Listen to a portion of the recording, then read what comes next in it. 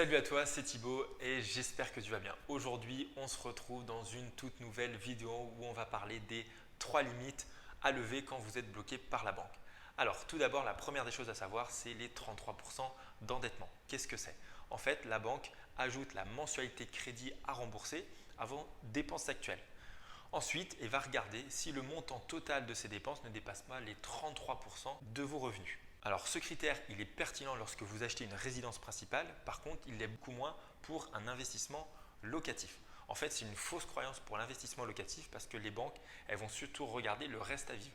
Le reste à vivre, finalement, c'est l'argent qu'il vous reste pour chaque personne dans le foyer à la fin du mois, une fois toutes les dépenses payées. Alors, la deuxième chose à savoir, c'est l'écart entre la mensualité et les loyers. En fait, c'est la règle des 70-30 et 70 bancaires. C'est très simple, vos loyers doivent être 30% supérieurs à votre mensualité.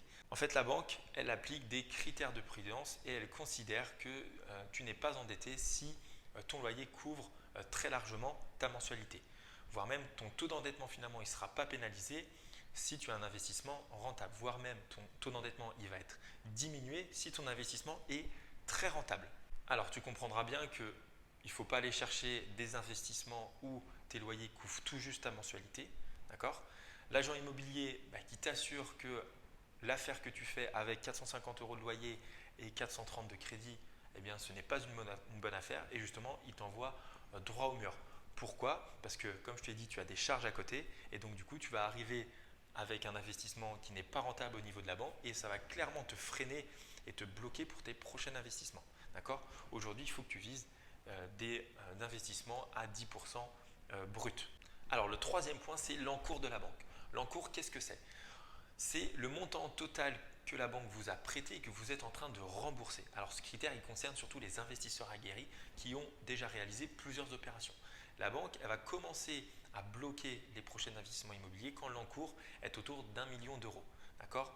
Maintenant, c'est un critère qui va varier en fonction de la taille de l'agence et où est-ce qu'elle se situe l'agence, si elle se situe en campagne ou dans une grande ville. Maintenant, au bout d'un moment, la banque fera qu'elle va vous bloquer sur n'importe quel type d'investissement, même s'il est hyper rentable parce que votre encours il est trop important. Alors, la seule solution qui est très simple aujourd'hui, c'est d'aller voir une autre banque, comme je te l'ai dit, pour pouvoir enchaîner tes opérations d'investissement immobilier.